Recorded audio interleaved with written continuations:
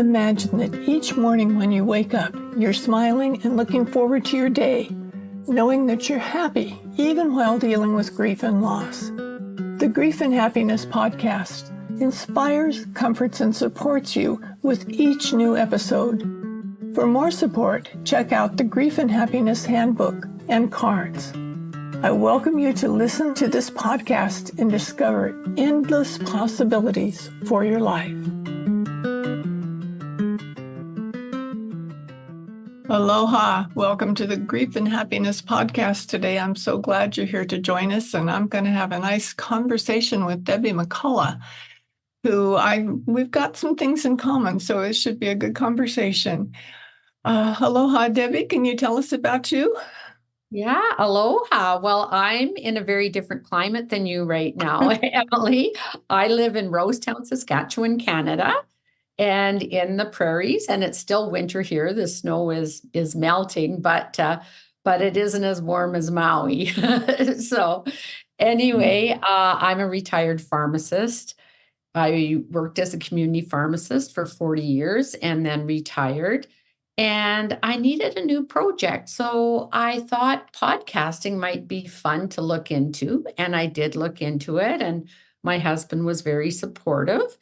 And I started preparing for my episodes. And I was calling it Older and Bolder and was going to interview women who are fearless, fabulous, and 50 plus. And then my husband became very sick. And so it got put on the back burner for a while. And he did ultimately pass away. So I am a widow now, but it gave me almost more passion to pursue this new project. And so that's what I do a lot of the time right now. I can officially say I'm a podcast host. Yeah, that's kind of me. Oh, that sounds pretty, well, I'm not a pharmacist, but a lot of the rest of it we have in common. I have found that podcasting for me has opened up a lot of friendships, doors, people that I never would have had the opportunity to talk to before. And I love seeing how people are able to thrive even though they're grieving. And it seems like you're certainly doing that. I love Older and Bolder is such a wonderful name for your podcast. Well, thank you. And I, like you, love meeting and connecting with my podcast guests, and I get to have these intimate conversations with them that I wouldn't even know most of these people. Some of them I knew before, but it certainly opens up wonderful opportunities and wonderful conversations. It's great. I find that I've been meeting people all over the world, and I don't think that would happen to me any other way, especially since I live in Maui, which is Hawaii is considered probably the most remote place in the world, further away from everything else than anything else is out in the middle of the Pacific Ocean. So, and there aren't that many people that actually live on Maui. We have lots of guests here all the time, but there just aren't that many people who live here. So I'm grateful for the opportunity to get to meet different people in different places and find out how things are going on for them. Tell us about your podcast and what that's doing for you now. Tell me about it. Well, it really did. When I first retired in 2018, it was new and exciting. My husband and I were traveling, and I dove into a lot of volunteering, and I liked spending more time with my grandkids. And then the pandemic hit, and pretty much all of that dried up. You couldn't get together with people. You couldn't volunteer in long-term care facilities. You couldn't travel anywhere. And that's when I decided to start my podcast.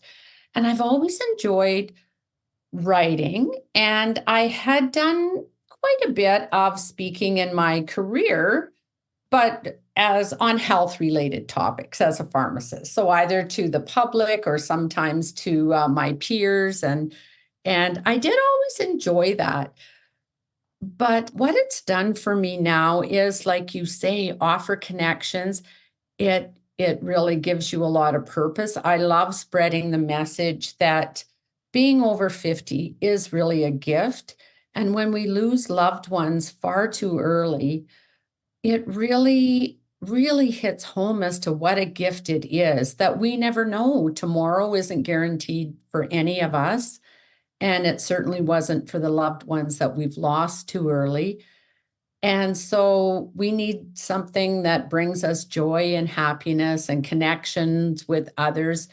And it's kind of like I feel like I have a purpose to spread this message, and my guests inspire so many people. I have such a wide variety of these amazing women, and they're just incredible, so many of them. So it lights up my world, and it seems to light up the listeners' world as well.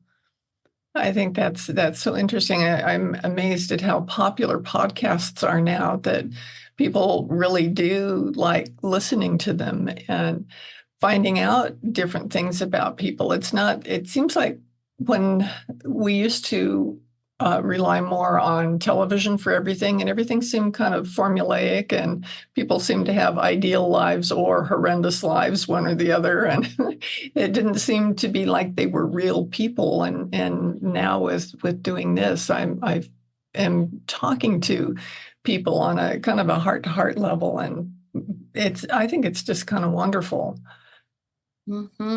Yeah, me too. And I loved listening to podcasts to start with when I'd be driving.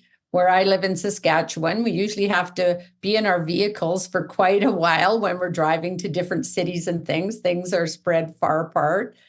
And that would be my time to listen to podcasts. And I do love it. And there's something about these intimate conversations. It's like you feel really connected to the people you're listening to. And I've got a lot of feedback from people that listen to my podcast that's how they feel too. Like they feel like they're a fly on the wall, listening to two friends chat over coffee and learning things along the way and being inspired by their stories. I'm always inspired by other people's stories as well. I had lived here on the island for just 2 years before my husband died. We had come over here because he'd lived here a long time before I knew him, and this is where he wanted to be, and I could understand that. So we just sold everything and moved over here. And I found myself pretty alone after he died. I'd met some people, but I didn't have like all the support system I had when I lived on the mainland. And I was trying to figure out what I was going to do, and finally decided that I would help people write to help them deal with their grief, because I had taught writing at the university for many years, and that's why I thought writing would be a good thing, because writing about what I was experiencing was helping me. But I discovered in doing all that and in writing my first book that I just didn't, I felt something was missing. I didn't want to just spend the rest of my life focusing on grief. And I thought, what do I want? And I thought, oh, I want to be happy. I'd really like to be happy. And so I started looking into different ways that I could explore that. And I read Marcy Shimoff's book, Happy for No Reason. And I thought, that's what's missing. It's grief and happiness. I want people to see that they can grieve and be happy at the same time. I'd seen so much stuff about grief online, and it was all sad and how horrible it was for everybody. And I thought, that's not where I want to live. So when I came up with the happiness concept, that's when my podcast came about, because I wanted people to see that they could grieve and be happy at the same time. And with you, it seems like the emphasis is on living and in enjoying your life, not so much happiness like it was with me initially. But is that how you look at it for you? Yeah, yes and no. I think you've hit the nail on the head, and I love your message that we can still grieve and be happy. It's very different. It doesn't mean that we don't miss our husbands terribly. It is a very, very difficult journey. But I guess I just decided that this is my life now, and it's up to me to make the most of it. And I can't change what's happened to my husband. I miss him terribly. Every morning is a challenge, but you have to decide what you want to do. And for something like podcasting, I thought if it's not a good fit for me, I just will stop doing it and I'm no worse off. It's something. Yeah. So I don't mind trying new things.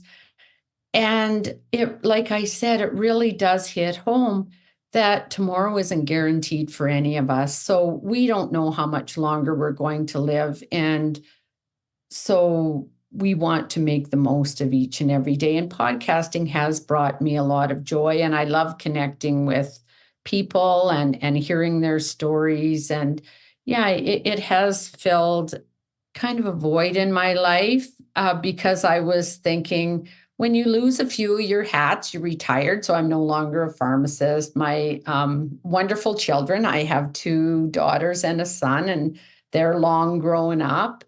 They're in their 30s and 40s.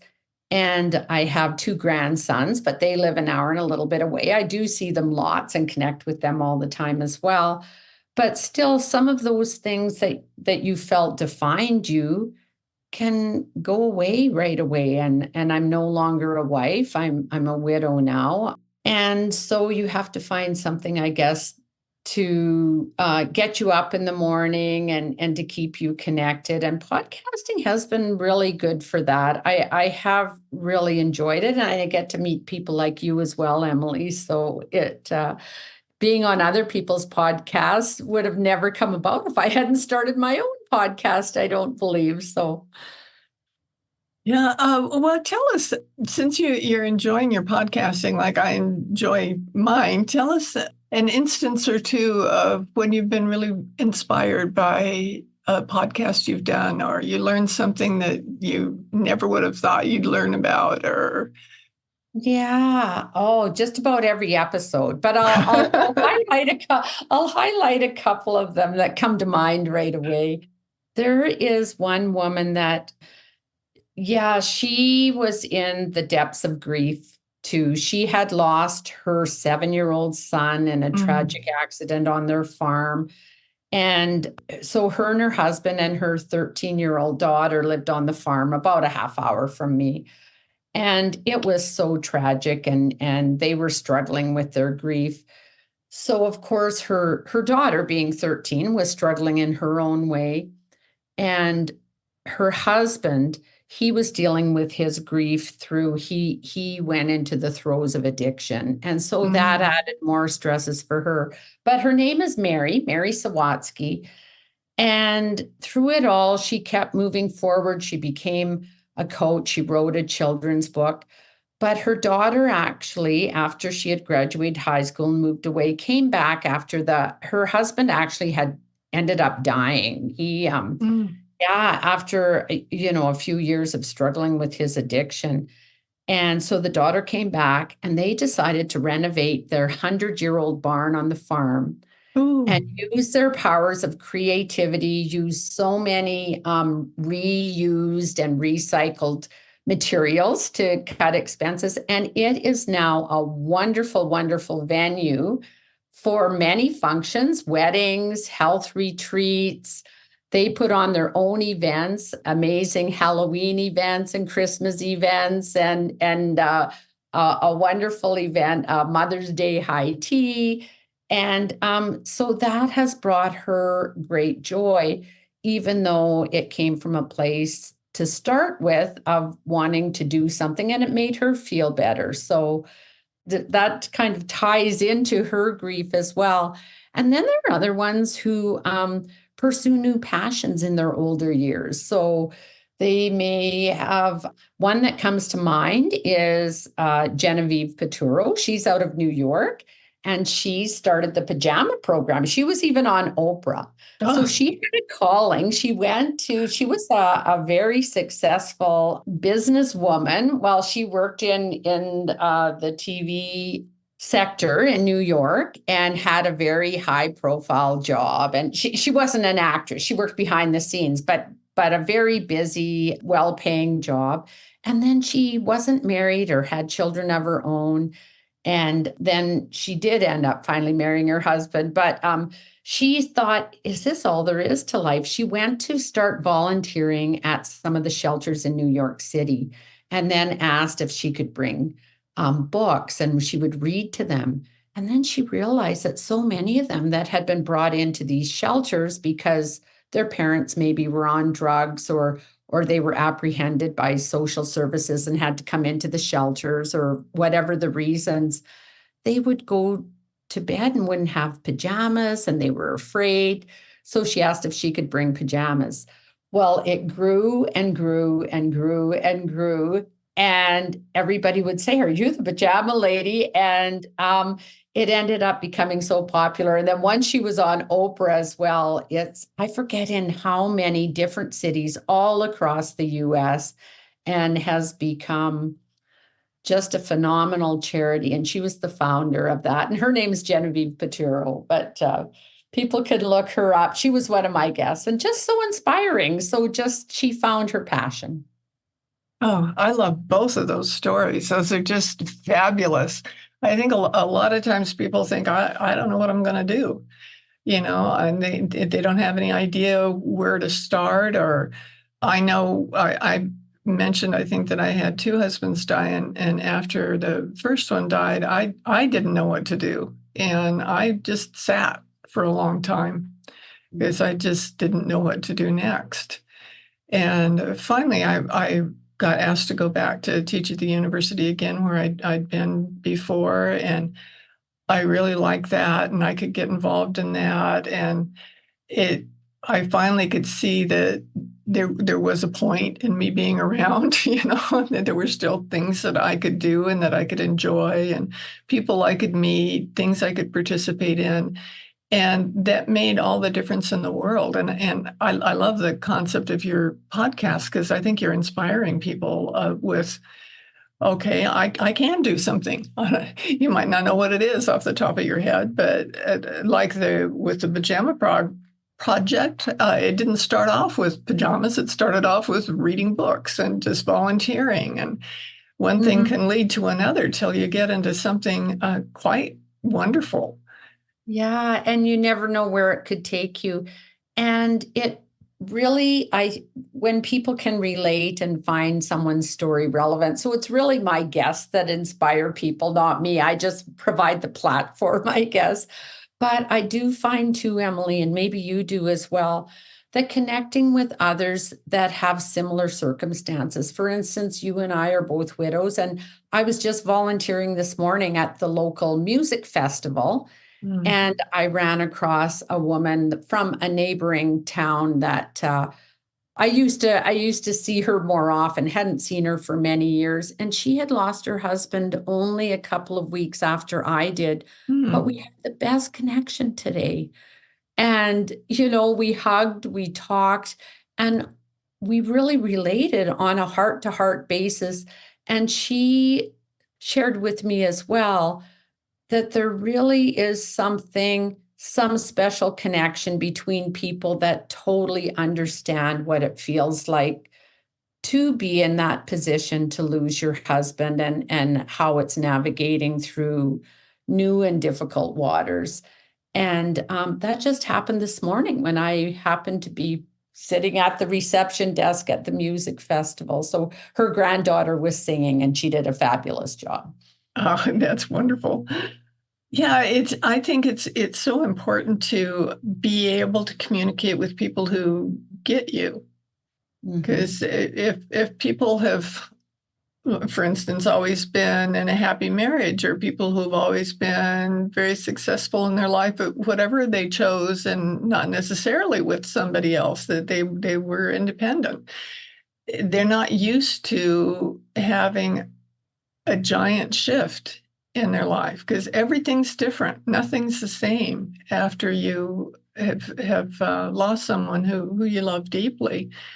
And when you can talk to other people that can share memories, or you can talk about how it was. One of the things that I did with some friends was there were several of us that were on our own that hadn't been before, and we started having dinner together once a month.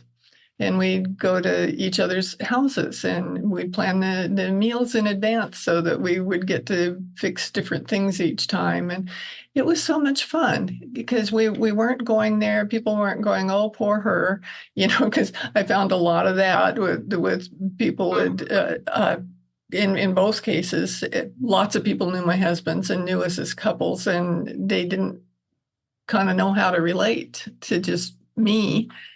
And so that made it kind of hard for me to relate to just them because things weren't different for them as they were for me.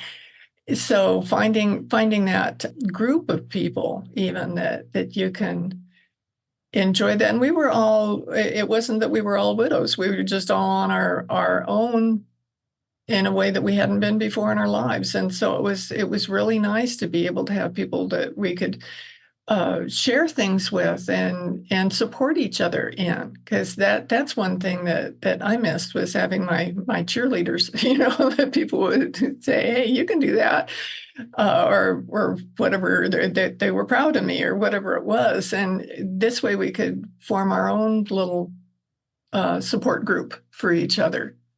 Yeah, I love that. That's a beautiful idea to do that. And you have that common ground and you can support each other and just share the good times and the struggles, right? Mm-hmm.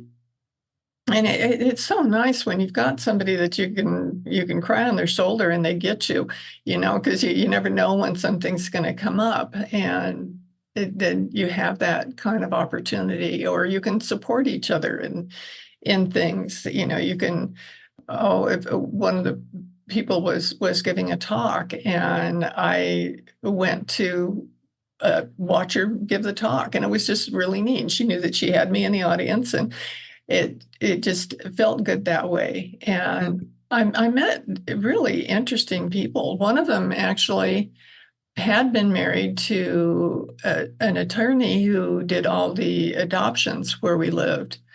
And he didn't die, but they were no longer married. And she really liked being able to work in that adoption field still. And I was able to, through her, be able to help a couple of people I know end up getting to adopt children that they didn't know where to start or where to go. And if I wouldn't have had that friend, I'm not sure if they would have ever gotten to the point where they got to adopt their daughters in both cases. Oh, how nice. You never know what the ripple effects might be. It can be amazing, amazing ripple effects that we can't even anticipate. Oh, yeah. And I love that. And it made it so that I could feel more open to new experiences, to things that I wouldn't have thought about before, because I didn't have anything holding me back. I could, essentially go for whatever I wanted to or could think of. And I enjoyed that, and I still do enjoy it now. I'm working with all these different things having to do with my book and my podcast and my Grief and Happiness Alliance gatherings that we have every week. And I've met so many people in doing these things. And I say often, and people sometimes question me about it, that I'm happier now than I ever have been. And I think it's because I've really seen the value of living your best life always.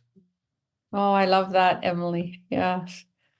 So, well, what advice would you give to somebody who was thinking about creating a podcast, and they'd never thought about something like that before, but they were inspired by you? And so what advice would you give them? Well, I would probably give them the same advice that I was kind of telling myself. Like, what have you got to lose? If you don't like it, you just stop doing it. You're not signing a contract. Your only contract is with yourself. But I would say that you have so much potentially to gain in experiences, in connections, in learning new things. If you love to learn new things, I personally don't do my editing and producing. That isn't my forte, but I do love the writing. I love the preparing. I love meeting the guests and all of that. So I choose all the guests and do all of those things. But when it comes to the editing, I send it on to someone who does know how to do that. So that's been really good for me. And she's now a really good friend of mine. I loved connecting with her. She was retired from her radio career and started a business. So she's not really retired now, but she changed into doing this communications business where she does do producing and editing and social media and those kind of technical things that I didn't want to learn how to do.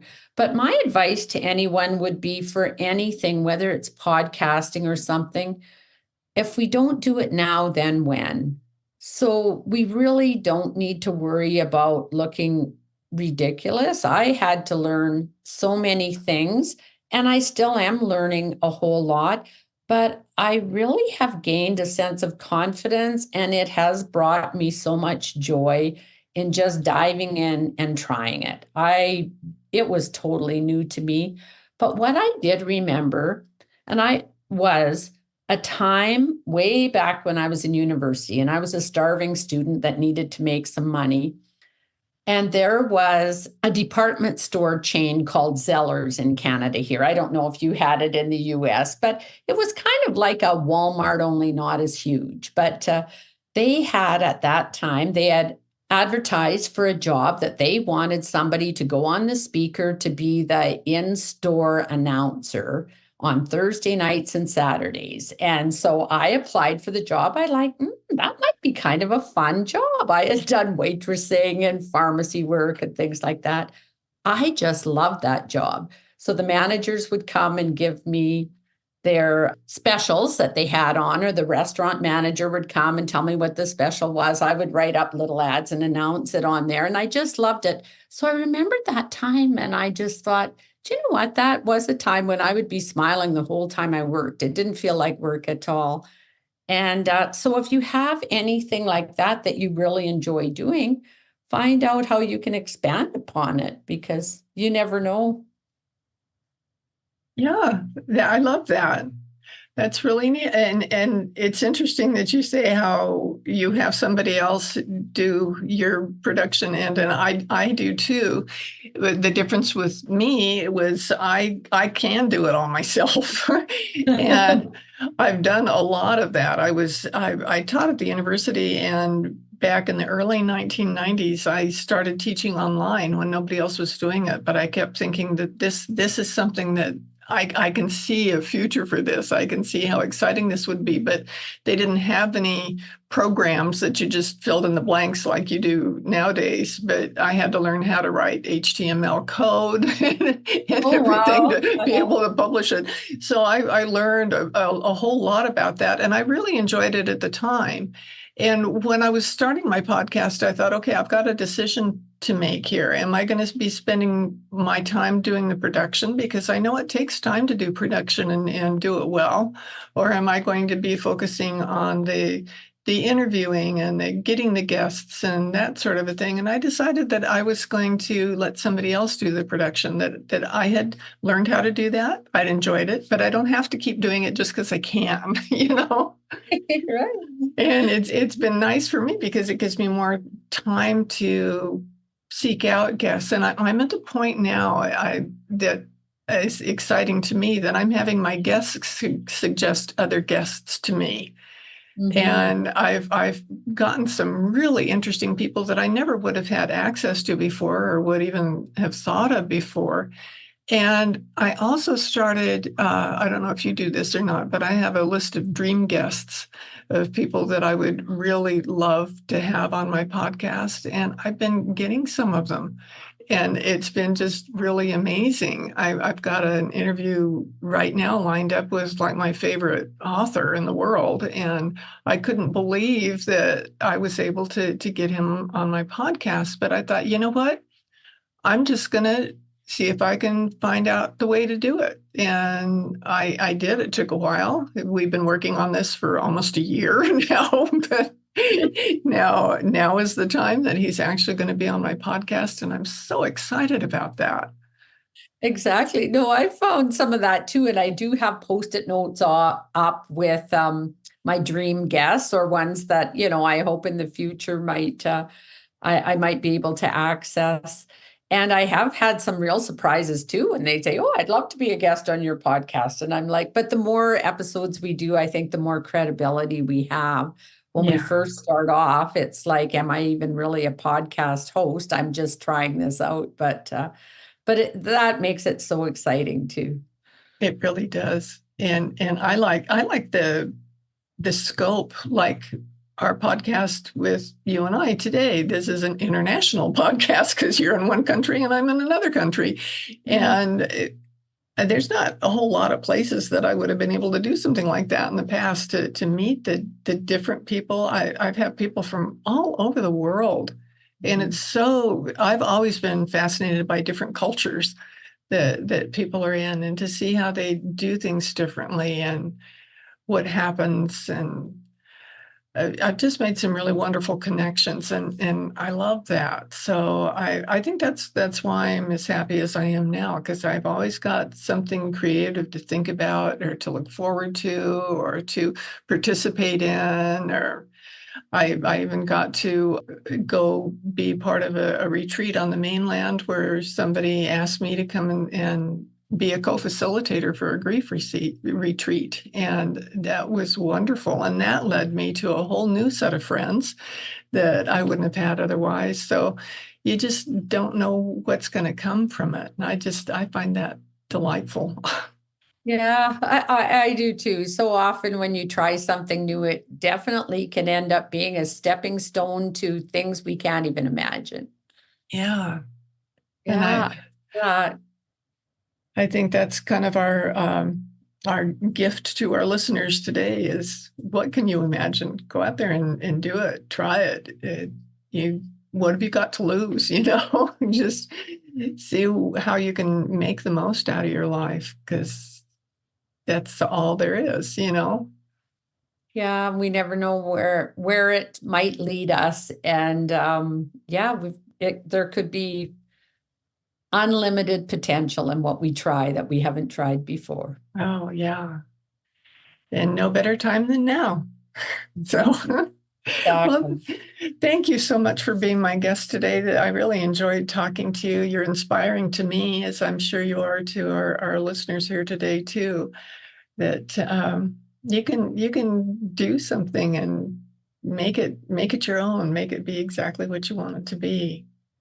Well, I have really enjoyed speaking with you, Emily. I feel we do have that connection, and we've made more of a connection, and I love your podcast and what you're doing. So it's been a wonderful pleasure to be on your show. Oh, thank you so much. I'm so glad you were here. And to my listeners, we're going to have more information about Debbie and her links and things in our show notes. So be sure to look that up so that you can follow up more and listen to her podcast too. So thank you so much for being my guest, and I'll see my listeners again next week.